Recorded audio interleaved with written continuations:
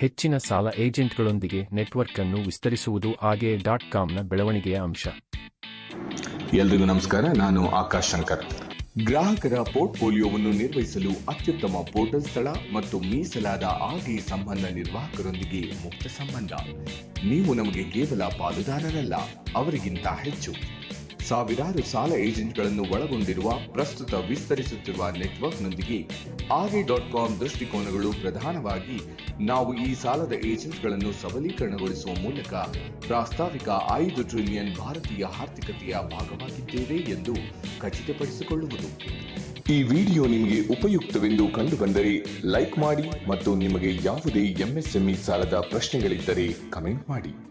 8105100005ಗೆ WhatsApp ಅಥವಾ DM ಮಾಡಿ ಮಾತನಾಡೋಣ.